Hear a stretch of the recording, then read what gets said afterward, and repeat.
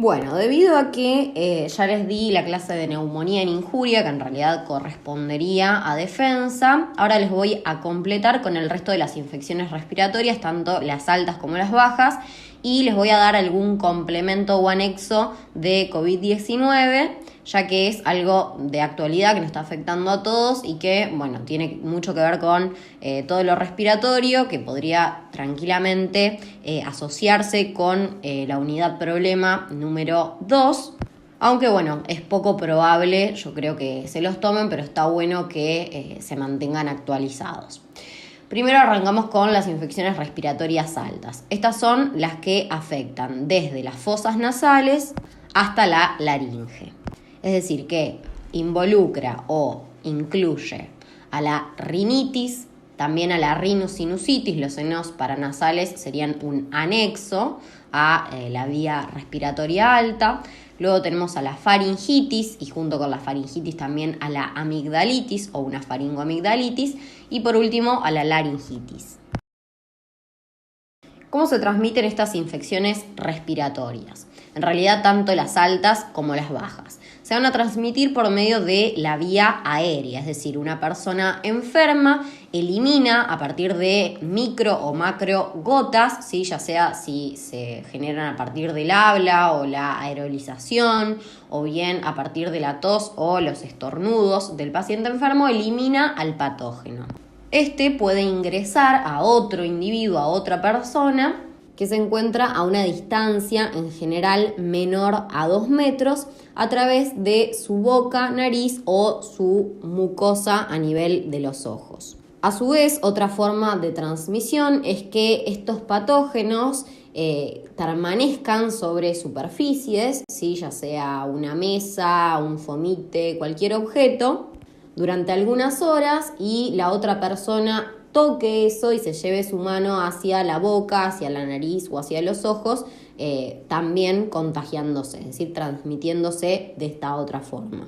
Por eso es muy importante la desinfección de las superficies y también es muy importante el lavado de manos o con agua y jabón o con alcohol durante al menos 20 segundos.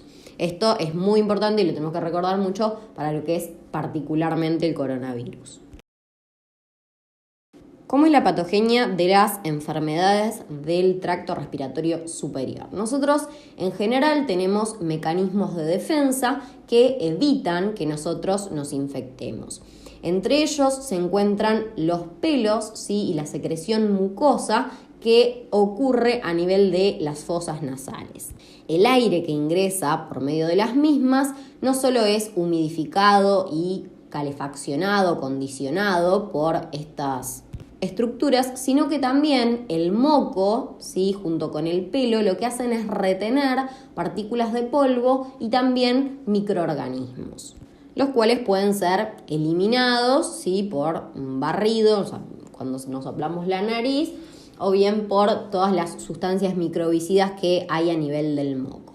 Ahora bien, existen ocasiones en las cuales este patógeno supera estos mecanismos de defensa y termina por infectar a las células y traspasar hacia el tejido conectivo subyacente. Una vez que llega al tejido conectivo se produce una respuesta inflamatoria y por eso nosotros vamos a tener rinitis, es decir, inflamación de la mucosa de las fosas nasales, vamos a tener faringitis, es decir, inflamación de la mucosa de la faringe, o laringitis, inflamación de la mucosa de la laringe, o también sinusitis, inflamación de la mucosa de los senos paranasales.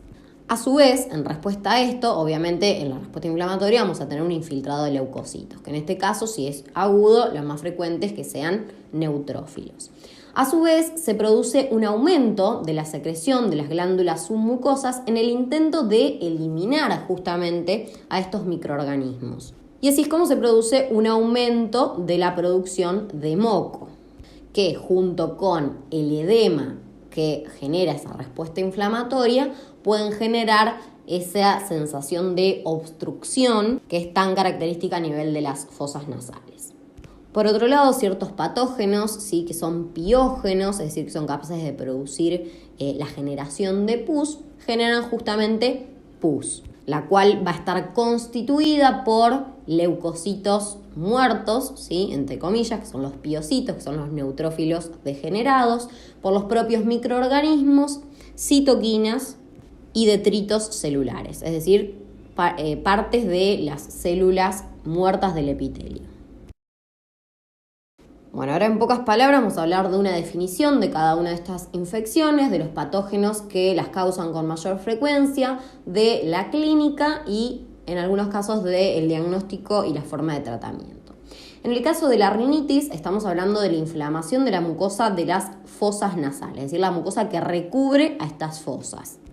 En este caso causada por infección, pero tenemos que tener en cuenta que existen rinitis de otras etiologías, como por ejemplo la rinitis alérgica, es decir, la mucosa de las fosas nasales puede estar inflamada y no forzosamente ser por una infección. ¿Cuáles son los patógenos que causan este proceso con mayor frecuencia? Son los virus respiratorios. Dentro de ellos, el más frecuente es el rinovirus. También existen algunos coronavirus que causan rinitis, es decir, la mayoría de los coronavirus causan rinitis. Obviamente no el SARS-CoV-2, que es el que está causando esta pandemia, pero sí la mayoría de los coronavirus. Otros virus como el adenovirus, el influenza, que es el virus de la gripe, el parainfluenza, el virus incital respiratorio y cualquier otro virus que afecte a la mucosa respiratoria que se les ocurra. ¿Cuál es la clínica? Rinorrea, es decir, el goteo nasal, justamente por ese aumento de la secreción de moco, y la congestión, esa sensación de obstrucción, justamente porque hay un aumento de la producción de moco y también está edematizada la mucosa. El diagnóstico es obviamente clínico y no requiere de un tratamiento, ya que es algo completamente benévolo. Una infección que está íntimamente ligada con la rinitis es la sinusitis y a veces se ven juntas como una rhinosinusitis.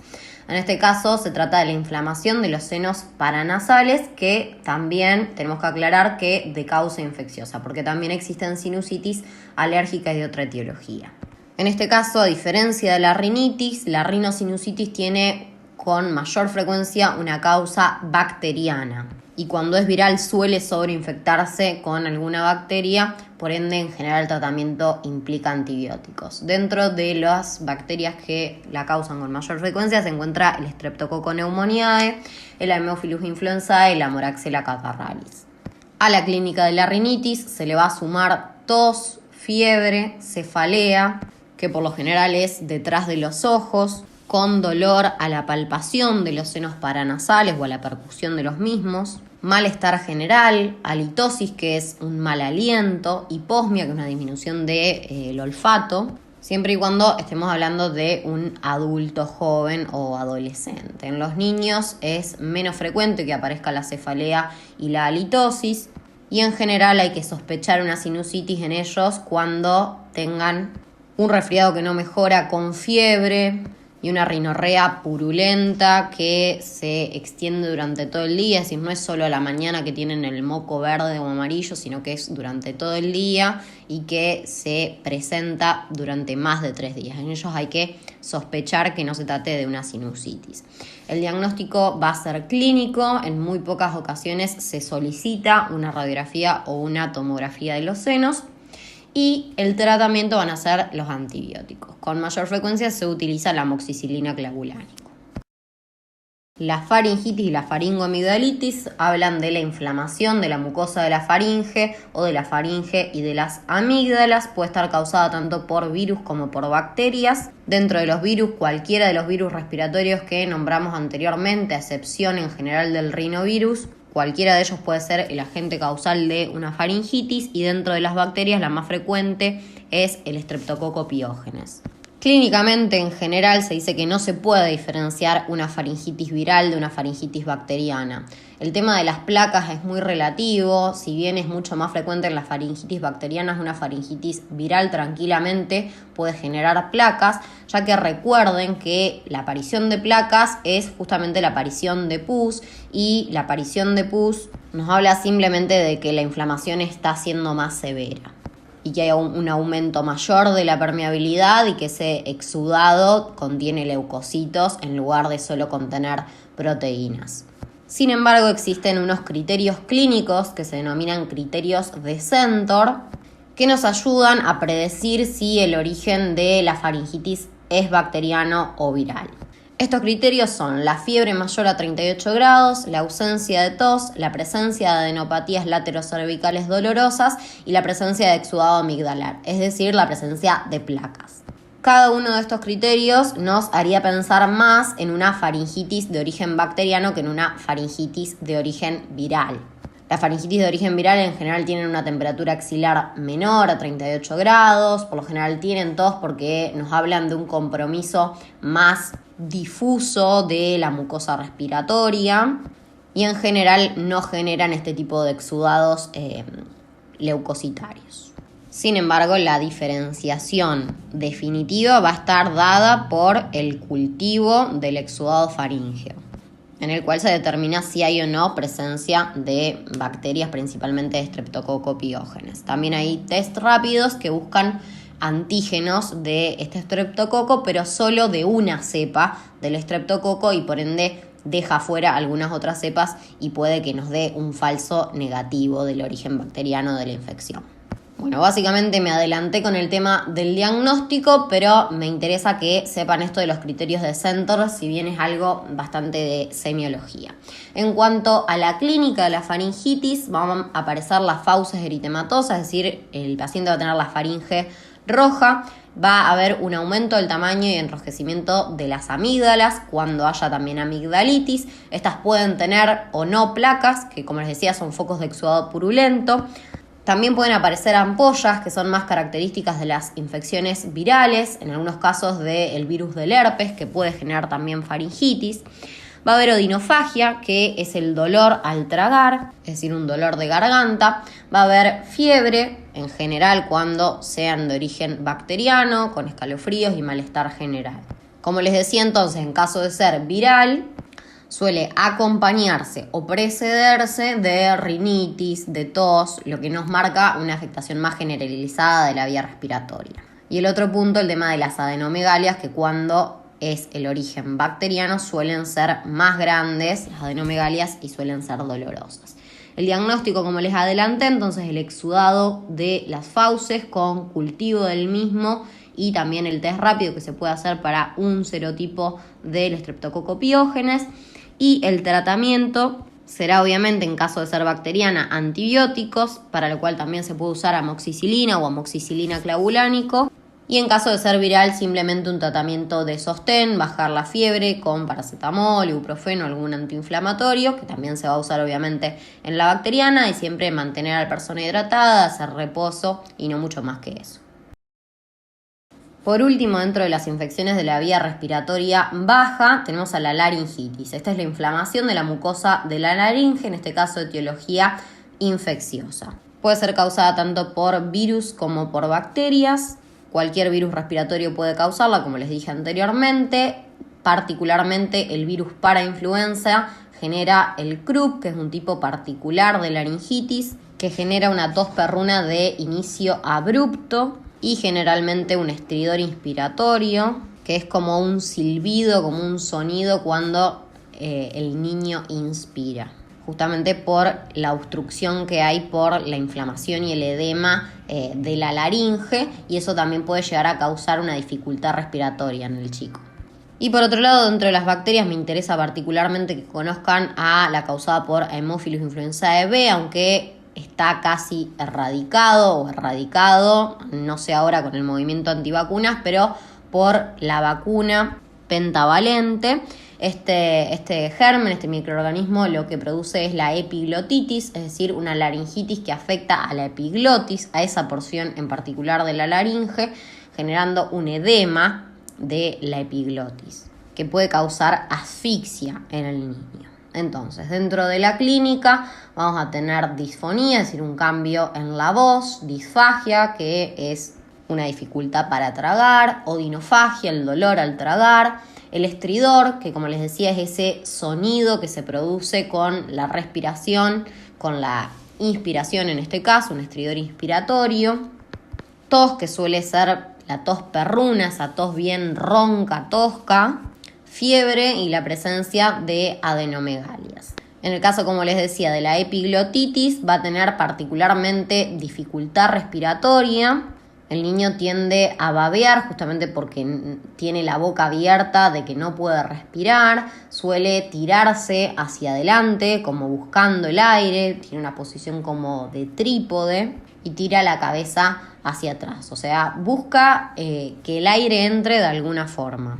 El diagnóstico va a ser clínico y en algunos casos se realiza una radiografía de perfil de cuello y una fibrolaringoscopía cuando sospechemos particularmente del edema de la epiglotis, justamente en este cuadro por Haemophilus influenzae B, que es muy grave. El tratamiento va a ser de sostén, ¿sí? Antibióticos en caso de ser Haemophilus influenzae B y asegurar la vía aérea en el caso de la epiglotitis. Muchas veces estos pacientes tienen que ser intubados para que pueda llegar el aire, justamente porque la epiglotis obstruye todo el orificio de la glotis y el aire no puede ingresar. Acá algunas imágenes, como les decía, de los niños, ¿sí? La posición típica de trípode, la boca abierta con el babeo y la radiografía, el signo del pulgar. Vemos edematizada la glotis que está comprimiendo la columna de aire, ¿sí? A nivel de la laringe, generando obviamente esa obstrucción al aire. Y por último, en esta fibrolaringoscopía vemos en la foto número A una glotis normal, ¿sí? Y en la número B el edema, ¿sí? De la epiglotis, como obstruye justamente a la columna de aire. Bueno, ahora vamos con las infecciones respiratorias bajas. Estas abarcan desde la tráquea hasta el parénquima pulmonar. Entonces tenemos traqueitis, bronquitis, bronquiolitis, neumonía y neumonitis. La traqueobronquitis, y en algunas ocasiones la laringotraqueobronquitis, es la inflamación del árbol traqueobronquial de etiología infecciosa, por lo general viral. Entonces cualquier virus respiratorio va a poder causar esta traqueobronquitis, y algunas bacterias que son bacterias atípicas también, como la clamidofila, la clamidia, el micoplasma. En cuanto a la clínica, el síntoma más común y el que más tarda en desaparecer es la tos. Persiste aproximadamente 2 o 3 semanas, que por lo general es una tos seca, es decir, que no es una tos productiva que genera un esputo, que se acompaña o se precede de algún otro síntoma de infección respiratoria de vía aérea superior, como por ejemplo una congestión nasal, un dolor de garganta y en algunos casos fiebre, con mayor frecuencia cuando está causada por los gérmenes atípicos. Puede existir algún grado de dolor torácico o de disnea, los cuales ambos son subjetivos, y en el examen físico suelen estar ausentes los signos clínicos, pero puede haber rales subcrepitantes cuando exista una secreción, ¿sí? O roncus dispersos y también con menor frecuencia sibilancias. Recordemos que los roncus se van a generar justamente por la disminución del calibre de la vía aérea grande, en este caso justamente de los bronquios, y generan ese ruido, mientras que las sibilancias son cuando el aire pasa por la vía pequeña disminuida, es decir, los bronquiolos. Es más frecuente la bronquiolitis, ¿sí? O del asma, la sibilancia. El diagnóstico va a ser clínico y en algunos casos se puede realizar una radiografía de tórax para hacer el diagnóstico diferencial con una neumonía. El tratamiento va a ser de sostén cuando la etiología sea viral y antibióticos cuando la etiología sea bacteriana. Como son bacterias atípicas, se suelen usar los macrólidos, como la eritromicina, la acitromicina y la claritromicina. La bronquiolitis es la inflamación de los bronquiolos, es decir, de la vía aérea más pequeña, de etiología infecciosa. Es más frecuentemente causada por virus, el que causa con mayor frecuencia es el virus sincitial respiratorio, que afecta principalmente a los lactantes, pero también a niños un poco mayores. Otros virus pueden ser la influenza, parainfluenza y, como les dije, cualquier otro virus respiratorio. ¿Por qué digo que es una patología del lactante? Porque en realidad se denomina bronquiolitis únicamente al primer episodio de broncoespasmo que tiene un niño menor de 2 años. Cuando tiene 2 o más episodios de broncoespasmos, un niño menor de 2 años, se denomina bronquiolitis obstructiva recidivante, es decir, ya se clasifica como un niño BOR. Y cuando aparecen broncoespasmos en un niño mayor de 2 años, tenemos que pensar en otra etiología y no en una bronquiolitis infecciosa. Es decir, que tenemos que pensar en enfermedades como el asma. ¿Cómo se va a presentar clínicamente? Con taquicardia, taquipnea, tos, rechazo del alimento, llanto, agitación o letargo. O sea, el paciente o el niño, el lactante puede estar alterado o más vale somnoliento, letárgico. Puede aparecer cianosis, es decir, una coloración azulada de la piel y de las mucosas, fatiga. Van a ver que el niño está intentando tomar la teta y como que se cansa y por eso rechaza el alimento. Signos clínicos de dificultad respiratoria, ya que el bebé no puede referirnos que siente falta de aire, no puede referirnos disnea. Podemos verlo clínicamente por medio del tiraje, que es la retracción de los músculos intercostales. Cuanto más alto sea el tiraje, mayor es el grado de dificultad respiratoria. Recordemos que existe el tiraje subcostal, el tiraje intercostal y el tiraje supraesternal y supraclavicular. Otro signo clínico de dificultad respiratoria es el aleteo nasal. O sea, nosotros vamos a ver cómo las alas de las fosas nasales van hacia adentro y hacia afuera, hacia adentro y hacia afuera. Y podemos auscultar roncus y sibilancias. El diagnóstico va a ser clínico y el tratamiento de sostén. En cuanto a la morfología de todas estas infecciones respiratorias de las vías aéreas, podemos deducirlo a partir de conocer cómo es la morfología de una inflamación aguda en cualquier parte de nuestro organismo. ¿Qué vamos a encontrar? Vamos a encontrar una mucosa hiperémica, es decir, eritematosa, roja, por una dilatación de las arteriolas. Va a estar además edematosa, justamente porque esas arteriolas que se dilatan también aumentan su permeabilidad y eso hace que se filtre un exudado hacia el intersticio. También vamos a encontrar un aumento de la secreción de las glándulas o de las células que produzcan moco. Y el exudado inflamatorio podrá variar o no dependiendo del agente causal y del estado inmunitario del paciente. En general, como les decía, los virus suelen causar secreciones que son mucosas, transparentes o blanquecinas, mientras que las bacterias causan exudados más purulentos. Sin embargo, como les dije, existen excepciones porque esto no depende de la etiología en sí, sino que depende de la magnitud de la inflamación. Cuanta más inflamación haya, más aumento de la permeabilidad y por ende exudados más celulares, es decir, exudados con mayor número de leucocitos y por ende exudados de tipo purulentos. Y el estado inmunitario del paciente dependiendo de si son inmunocompetentes o inmunocomprometidos. Microscópicamente vamos a ver la dilatación de esos vasos sanguíneos que generan esa mucosa hiperémica, la presencia del exudado que va a tener proteínas y leucocitos, mayor proporción de neutrófilos en las bacterianas y en algunos casos en las virales puede aparecer algunos linfocitos, pero también van a aparecer neutrófilos porque recuerden que son la primera barrera de defensa, no importa la etiología. Y las glándulas, sí, de secreción mucosa van a estar tumefactas llenas de secreción.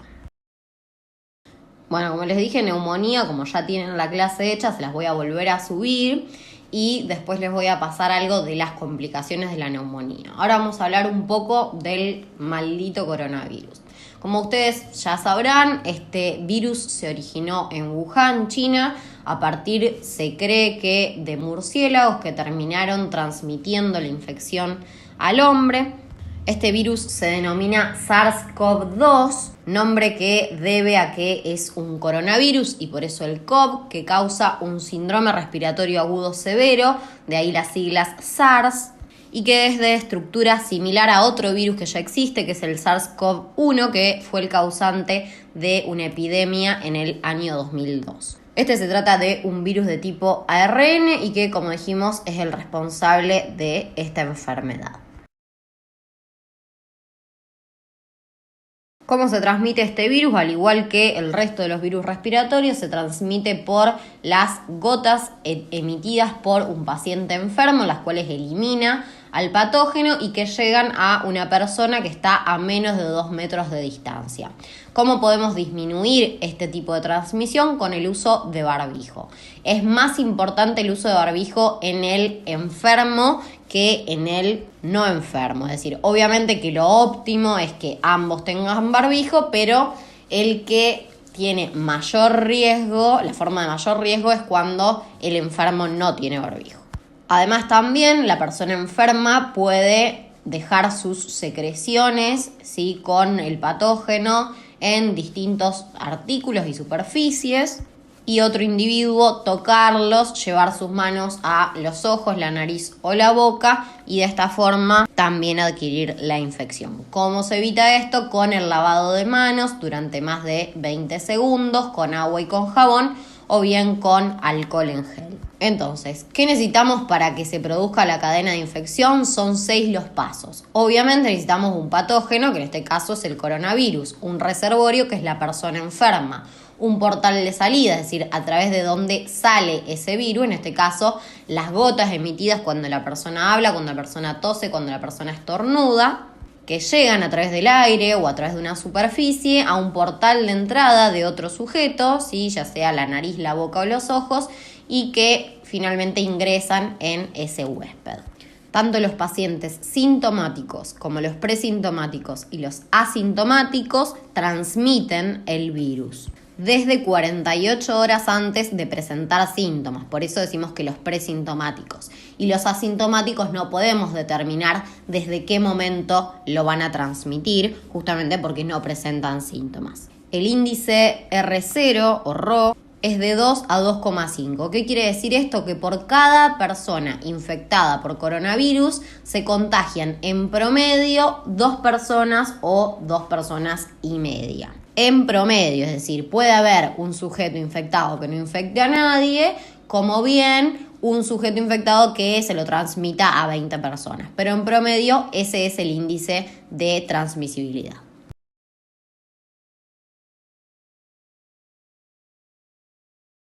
Aclaración de lo anterior, un índice de transmisibilidad que es bastante mayor, ¿sí? Del doble del de la gripe común. Es decir, que el coronavirus es bastante más contagioso. En cuanto a la clínica, una vez adquirida la infección, se genera un periodo de incubación que va desde 2 días hasta 14 días, con un promedio de 5 días. En general se dice que un 10% de los pacientes presentan síntomas a las 48 horas del contagio, un 50% entre los 4 y los 6 días y un 90% de los pacientes ya presentaron algún síntoma al día 11. La enfermedad en la mayoría de los casos es una enfermedad leve, es decir, en más del 80% de los casos. Dentro de ellos existen muchos que son asintomáticos y otros que tienen síntomas muy leves, como dolor de garganta o tos. Un 15% tiene una enfermedad moderada, ya sea con fiebre, con tos, con dolor de garganta, con falta de gusto o de olfato de reciente aparición, cansancio, cefalea, diarrea, náuseas, vómitos, cualquier cosa que se les ocurra, conjuntivitis, porque recordemos que en realidad ahora se está viendo que es un virus más sistémico que respiratorio. Y por último, solo un 5% va a presentar una enfermedad severa con una neumonía que se manifiesta clínicamente tanto con tos como fiebre como dificultad respiratoria. La dificultad respiratoria, es decir, la disnea, es el síntoma clave para que nosotros podamos distinguir a un enfermo moderado de un enfermo grave que va a tener que internarse y que tiene muchas posibilidades de sufrir algún tipo de complicación. Bueno, dentro de las complicaciones agudas, la más frecuente sería el síndrome de distrés respiratorio agudo, el cual se caracteriza por una hipoxemia arterial grave refractaria al tratamiento con oxígeno. Es decir, la persona va a tener una presión arterial de oxígeno baja que no se corrige cuando nosotros le aportamos un oxígeno suplementario. ¿A qué se debe esto? Se debe a justamente hay un deterioro del intercambio gaseoso porque el alvéolo está ocupado por edema, el cual a su vez es secundario al aumento de la permeabilidad capilar como consecuencia de la gran cantidad de citoquinas que se liberan en la respuesta inflamatoria frente al virus. Estas personas obviamente, además de tener una saturación baja de oxígeno, van a tener taquicardia, taquipnea, dificultad respiratoria en forma de disnea. Y en general van a necesitar asistencia respiratoria mecánica, es decir, del uso de un respirador artificial. Otra de las complicaciones es el shock séptico. Recuerden que el shock séptico no se produce únicamente frente a bacterias, también puede provocarse por una viremia, en este caso la viremia por el coronavirus, en la cual se produce una respuesta inflamatoria sistémica con una gran liberación de citoquinas que generan una vasodilatación generalizada con el detrimento de la circulación efectiva de los distintos órganos, lo que genera un cuadro de hipoperfusión multiorgánica que se refleja en el laboratorio con un aumento del lactato, es decir, del ácido láctico, justamente porque los tejidos empiezan a trabajar en anaerobiosis, es decir, pasan de la glucólisis aeróbica a la anaeróbica por falta de oxígeno y empieza a acumularse el ácido láctico, que va a estar por encima de 2 milimoles por litro. Además, obviamente, esta vasodilatación generalizada va a generar una caída de la presión arterial media, y en la definición de shock séptico, esta presión arterial media, para poder ser mayor a 65 milímetros de mercurio, requiere del uso de vasopresores, es decir que para poder mantener una presión arterial media mayor a 65 milímetros de mercurio y por ende tratar de asegurar la oxigenación de los distintos órganos, se requiere del uso de, por ejemplo, noradrenalina, que aumente el tono simpático y contraiga a esos vasos. Otros de las complicaciones son los trastornos de la coagulación, que están siendo bastante frecuentes en los pacientes graves. Dentro de ellos están las tromboembolias, entre ellas el tromboembolismo pulmonar, la coagulación intravascular diseminada y la formación de coágulos también a nivel arterial, o sea, no solo coágulos venosos, sino también arteriales, y por ende pueden aparecer infartos, ACV, lo cual se debe justamente a la gran asociación que hay entre la inflamación y la coagulación, ¿sí? Ya que la inflamación genera daño endotelial y se activa la cascada de la coagulación. Y por último también el coronavirus se está asociando a diversas cardiopatías, dentro de ellas las propias arritmias, miocardiopatías dilatadas y lesión cardíaca aguda, que nos habla de la isquemia miocárdica en general por esa predisposición a la trombosis, y por la inflamación del miocardio, el hecho de la miocardiopatía y también de las arritmias. Por otro lado, en los niños, en quienes en general la infección es asintomática o un cuadro muy leve, puede aparecer una complicación que es el síndrome inflamatorio multisistémico pediátrico, el cual tiene características del síndrome del shock tóxico y de la enfermedad de Kawasaki, y se caracteriza por la inflamación de diversos órganos y tejidos que afectan con frecuencia los vasos sanguíneos, a veces de las arterias coronarias, y eso puede causar isquemia miocárdica. También puede causar inflamación de diversos órganos como el corazón, los riñones, y se cree obviamente que esto se trata de una respuesta inmune post-infecciosa, es decir, una vez pasada la enfermedad aparecerían todo este cuadro. En los adultos jóvenes puede producirse algo similar, todo como consecuencia de la liberación masiva de citoquinas. Podría aparecer un aumento del riesgo de accidente cerebrovascular, por esa asociación entre la inflamación y la cascada de la coagulación. Y por otro lado, podemos hablar de complicaciones o en realidad secuelas de la enfermedad que pueden afectar incluso a pacientes que cursaron la enfermedad de forma asintomática. Entre estas secuelas se encuentra la fibrosis pulmonar, es decir, hay fibrosis a nivel alveolar y eso obviamente va en detrimento del intercambio gaseoso, una disminución de la capacidad pulmonar de estos pacientes. Y también en algunos estudios se vio últimamente que en pacientes también que sufrieron una infección asintomática o con cuadros muy leves, incluso pacientes jóvenes, aparecen miocarditis, es decir, una inflamación del miocardio con edema de los miocardiocitos, también agrandamiento de las cavidades cardíacas y disminución de la fracción de eyección, es decir, una disminución de la función sistólica del corazón.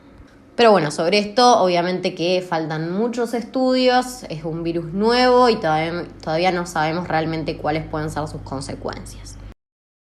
¿Cuáles son las fases o estadios de la infección? Bueno, acá no está representada, pero primero tenemos ese periodo de incubación, luego tenemos el estadio de infección temprana, en la cual aparecen síntomas leves, ¿sí? Como la falta de percepción de los olores, es decir, la anosmia, fiebre, tos seca, diarrea, dolor de garganta, y en la cual tenemos una alta carga viral, por ende lo más probable es que el hisopado sea positivo, es decir, que es el momento en el cual mayor sensibilidad tiene este estudio. En cuanto a un análisis clínico, un laboratorio, vamos a encontrar una leve linfopenia, es decir, una leucopenia, un leve aumento de la LDH y un leve aumento también del dímero D. El dímero D aumenta en procesos en los cuales hay formación de trombos, porque esos trombos cuando se rompen, ¿sí? Cuando hay fibrinólisis, aparece el dímero D, que es, digamos, un producto de la destrucción de un coágulo de fibrina. En una segunda fase, que obviamente no aparece en todas las personas, como tampoco siempre aparece la primera fase, por ejemplo, los asintomáticos no van a tener esta fase, pero sí van a tener esa alta carga viral. En esta segunda fase vamos a tener una disminución de la carga viral y una aparición de la respuesta inflamatoria, vamos a tener aparición de los anticuerpos y en algunos pacientes va a aparecer la disnea o falta de aire, que como les decía es el síntoma clave en la determinación de si el paciente va a evolucionar a una fase de enfermedad severa o no.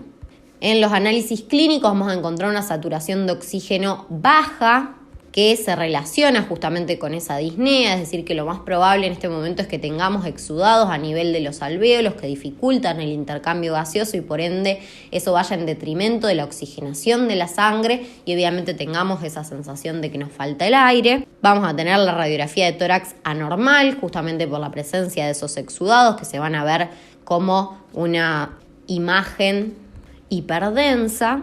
Y también van a aumentar más el dímero D, la LDH y las transaminasas. Finalmente, en el estadio 3, en la fase hiperinflamatoria, ya no hay virus circulante, pero sí hay anticuerpos y sí hay una gran liberación de citoquinas que es la responsable de las complicaciones agudas, como les decía, del síndrome de distrés respiratorio agudo, de la sepsis y de la falla de distintos órganos, justamente como esa falla multiorgánica por el shock séptico o por una coagulación intravascular diseminada. La coagulación intravascular diseminada sería la formación de trombos a nivel de distintos torrentes sanguíneos que generan una disminución del flujo sanguíneo de distintos órganos.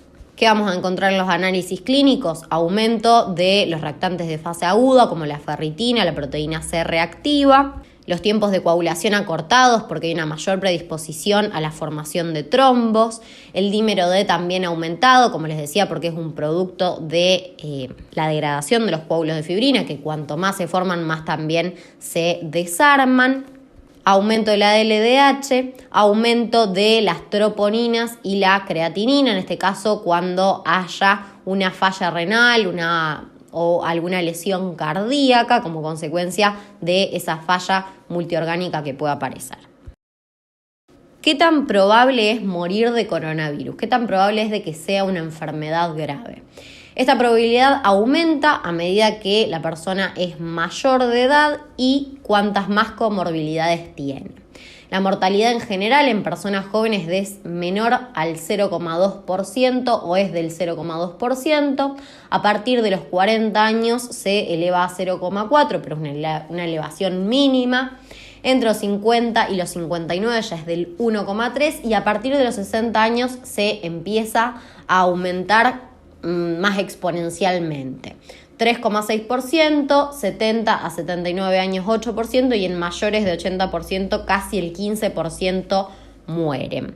Más aún teniendo en cuenta que cuanto más viejo sos, más comorbilidades tenés. Es decir, un paciente de 80 años lo más probable es que tenga hipertensión o tenga diabetes o tenga algún grado de enfermedad cardiovascular, enfermedad respiratoria o haya padecido o esté cursando algún tipo de cáncer.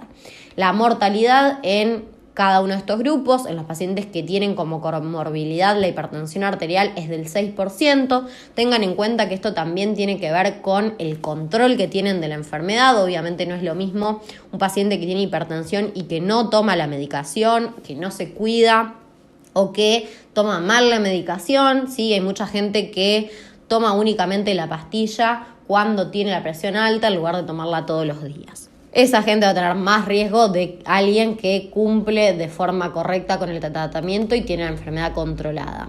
Más aún con el caso de la diabetes. Tiene una mortalidad del 7,3%, la enfermedad cardiovascular, principalmente haciendo referencia a la insuficiencia cardíaca o algunos tipos de arritmias, tiene una mortalidad del 10,5%. La enfermedad respiratoria crónica, más que nada la enfermedad pulmonar obstructiva crónica, es decir, el EPOC, las personas que son fumadoras de años, tienen una mortalidad del 6,3% y los pacientes con cáncer del 5,6%.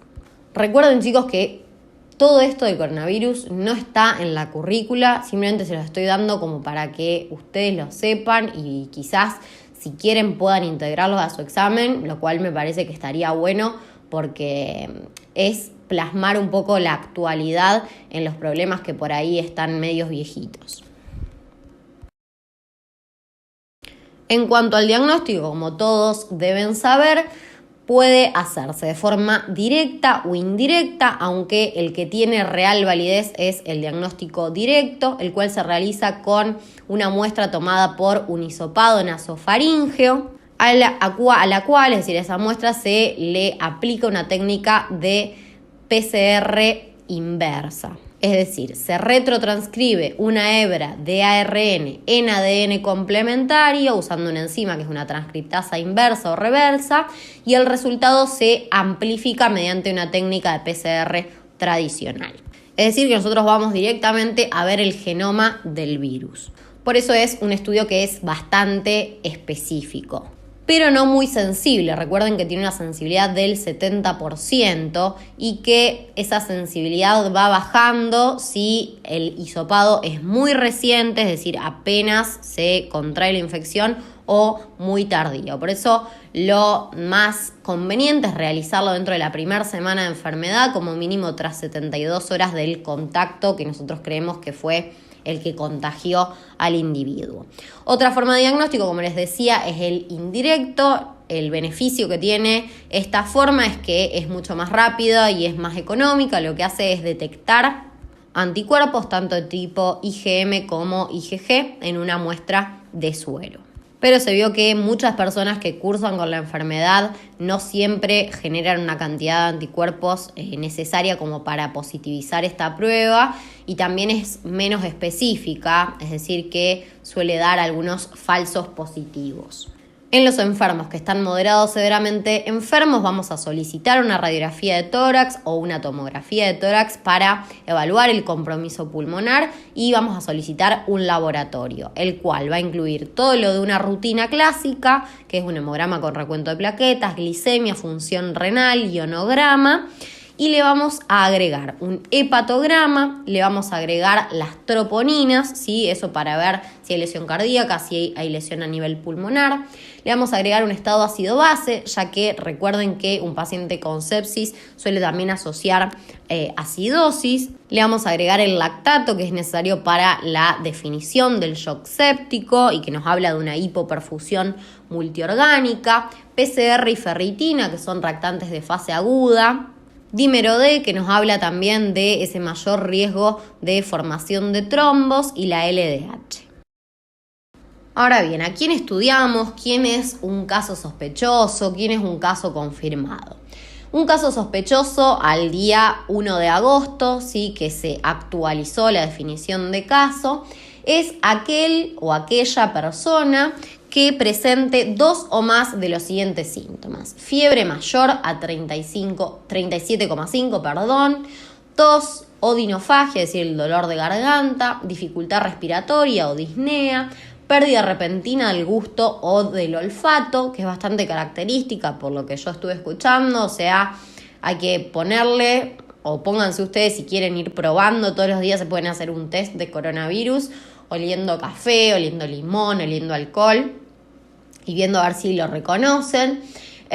Cefalea, diarrea y o vómitos. También puede aparecer conjuntivitis y muchos otros síntomas que son todos muy inespecíficos. Pero bueno, todos estos están dentro de la definición de caso. Entonces, si hay 2 o más, ya deberíamos considerar un caso sospechoso y deberíamos hisoparlo. A menos de que estos 2 o más síntomas aparezcan en un contacto estrecho conviviente de una persona que ya tenga diagnóstico confirmado de coronavirus, en cuyo caso vamos a confirmar el diagnóstico de coronavirus sin necesidad de hisoparlo. Es decir, eso sería un criterio epidemiológico que lo vamos a ver en las siguientes diapos.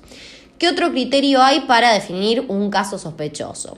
Otra posibilidad es que sea una persona que es trabajadora de salud, resida o trabaje en instituciones cerradas o de internación prolongada, por ejemplo un geriátrico, por ejemplo una cárcel, sea personal esencial resida en barrios populares o de pueblos originarios en los cuales suele haber mucho hacinamiento, o sea contacto estrecho de un caso confirmado de coronavirus que dentro de los 14 días posteriores al contacto presente uno o más de los siguientes síntomas. Es decir, que si perteneces a alguno de estos grupos no necesitas 2 síntomas o más, sino que necesitas un síntoma o más, siempre y cuando estos incluyan fiebre, tos, odinofagia, dificultad respiratoria o pérdida repentina del gusto del olfato. ¿Por qué no se pone cefalea, diarrea, vómitos acá? Porque son justamente muy inespecíficos y bajo ese concepto tendrían que hisopar a todo el mundo. Lo cual en mi opinión sería bastante beneficioso, pero bueno, no hay plata para hacer eso. Bueno, y finalmente existe un tercer criterio que es el de la aparición de un síndrome inflamatorio multisistémico post-COVID en pediatría, que es esa complicación aguda que yo les comentaba que es muy rara en los pediátricos. En ese caso y en este contexto, obviamente tenemos que sospechar de coronavirus. Ahora bien, ¿cómo se define un caso confirmado? La definición clásica de caso confirmado era que el caso sospechoso que el hisopado resultaba positivo, siempre y cuando la técnica utilizada sea el RT-PCR. Últimamente, en la última actualización, se agregó una confirmación por criterio clínico epidemiológico sin necesidad de hisopar a estos pacientes. ¿Quiénes son confirmados de esta forma? Aquellos contactos estrechos de conviviente, es decir, una persona con la cual se comparte habitación, baño, cocina, con un caso de coronavirus confirmado por hisopado con RT-PCR positivo. Que presente síntomas, es decir, que cumpla con la definición de caso sospechoso en áreas de transmisión comunitaria. Es decir, este criterio clínico epidemiológico no se utiliza en áreas en las cuales no hay transmisión comunitaria. ¿Quiénes son los que deben hisoparse igual a pesar de que presenten este criterio clínico epidemiológico?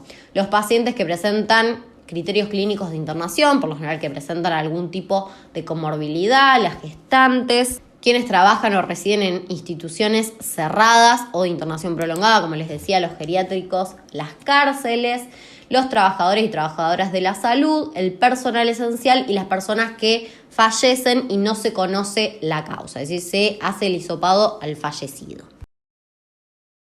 ¿Cuáles son las medidas a tomar y en algunos casos el tratamiento? La persona confirmada, el caso confirmado, se va a aislar y va a tener un control clínico que cuando son casos leves suelen realizarse por vía telefónica y en algunos casos de casos moderados a severos suele realizarse la internación, ya sea en sala general o en terapia intensiva, dependiendo de las necesidades del paciente. Y además se va a identificar y aislar a los contactos estrechos. ¿Quiénes son contactos estrechos? Todos aquellos que estuvieron con el paciente 48 horas antes de que empiece con los síntomas o cuando ya tenía los síntomas, a menos de 2 metros por más de 15 minutos. O bien aquellos que compartan habitación, baño, cocina con estos casos confirmados. Entonces a esos contactos estrechos se los va a aislar y se los va a hisopar si presentan síntomas o se los va a confirmar en caso de que convivan con el positivo y que tengan síntomas y residan en un sitio de transmisión comunitaria. A los casos leves se los va a tratar con tratamiento de sostén, como cualquier infección viral, ¿sí? Con hidratación, reposo y antitérmicos. Se recomienda el uso de paracetamol para la fiebre o para algún tipo de dolor. En los casos severos suele necesitarse el suplemento de oxígeno. Como son pacientes que van a estar internados, en general se realiza una hidratación de tipo parenteral, sean antitérmicos también en general de forma parenteral, puede ser ya sea paracetamol o dipirona. En casos aún más severos pueden necesitar de asistencia respiratoria mecánica, es decir, de un respirador artificial. Y en cuanto a los fármacos, en algunos casos se opta por dar dexametasona, que está probado que ha mejorado el pronóstico de los pacientes severos, generalmente cuando tienen el síndrome de estrés respiratorio. también en algunos con shock séptico, en los cuales también se tiene que aplicar el tratamiento del shock séptico, que incluye la noradrenalina y la reposición de los fluidos. También se está probando con plasma de convaleciente, pero es también un tratamiento de tipo experimental, si se quiere. No hay mucho al respecto, en realidad no hay mucho al respecto de ningún tratamiento para el coronavirus. También está el antiviral, que es el Remdesivir, que acorta el periodo sintomático, pero que no está disponible en nuestro medio. Y en algunos casos también se requiere tratamiento anticoagulante, justamente porque, como dijimos, esta enfermedad predispone a la formación de trombos. De todas formas, ustedes no tienen que saber nada del tratamiento, no tienen que saber nada. Ya se los repito nuevamente, pero bueno, les comento cómo están las cosas al día de la fecha. El alta epidemiológica se va a otorgar a los 10 días de que el paciente comenzó con los síntomas, siempre y cuando a los 10 días ya se encuentre asintomático y tenga una evolución favorable y no tenga necesidad de internación. Y por último, acá con estos dibujitos represento lo que son las medidas a nivel poblacional. En la primera imagen tenemos la cuarentena en casa, el típico quédate en casa, no salir excepto que sea a la farmacia o hacer las compras de alimentos, cierre de escuelas y de todo tipo de instituciones, de clubes, de shoppings y la búsqueda de síntomas, ¿sí? En los pacientes que tengan que salir hacia algún lado se les mida la fiebre. Eso es lo que en realidad se optó en la Argentina. En este momento esta cuarentena estricta y obligatoria se fue liberando más en algunos lugares como acá en Rosario. Y para abajo tengo la forma más efectiva, a mi parecer, a mi opinión, que es la que optó Corea del Sur y que en realidad sí es más cara, pero yo creo que al final de la cuenta termina siendo mucho más beneficiosa. ¿Qué hicieron estas personas? Hicieron testeos masivos, es decir, salieron a testear a la mayor cantidad de gente posible, a aquellas personas que encontraban positivas y tenían enfermedad severa se las internaba y aquellas que tenían enfermedad leve o eran asintomáticas se les solicitaba un aislamiento, ya sea en la casa o en algún centro de aislamiento. A su vez se rastreaban a sus contactos estrechos y también se los testeaba a ellos y se los aislaba si daban positivos. Y a todos aquellos que daban negativos en las pruebas se los permitía seguir haciendo su vida normal. Obviamente que también, además de todas estas medidas, está el uso de barbijo, el lavado de manos, el limpiado de las superficies, eso siempre también aplicado, ¿no? Pero bueno, yo creo que el tema de los testeos masivos es la forma más efectiva, pero bueno, lamentablemente en nuestro país no podemos acceder a este tipo de medida. Esperemos que en algún momento sí se pueda. ¿Por qué se toman estas medidas? ¿Cuáles son los objetivos? El hecho es que normalmente el sistema de salud trabaja muy cercano a su límite de ocupación, ¿sí? Al límite de saturación. Por ende, cuando aparece una pandemia es muy fácil que se sature, es decir, que disminuya el número, o sea, como que ya no tengan camas para internación, no tengan respiradores y tampoco alcance el personal de salud que también se enferma. Entonces, para evitar esta sobresaturación, ¿sí? Que ven la curvita esta rosa que está por encima de la línea de puntos, eso indicaría una sobresaturación, se intenta achatar la curva de contagios, es decir, disminuir el número de casos como con la cuarentena obligatoria o con el testeo masivo y aislamiento de los casos positivos, con el uso de barbijo, el lavado de manos, es decir, con todas esas medidas nosotros lo que logramos es achatar la curva, bajar el número de casos por día. Y por otro lado, lo que también se puede hacer y se debería hacer es aumentar la capacidad del sistema de salud, es decir, construir nuevos hospitales, comprar nuevos respiradores, agregar camas, contratar mayor cantidad de personal de salud, etc. Bueno, esto es todo, espero que les haya resultado interesante. Ya sé que seguro ya sabían la mayoría de todo esto, pero bueno, está bueno que tengan algún lugar al cual recurrir como para sacarse dudas y que también estaría bueno que lo integren al aprendizaje de defensa, ya que defensa es como una mini clínica y está bueno que empiecen a estar familiarizados con la mayoría de las patologías y más esta que es una patología muy de actualidad.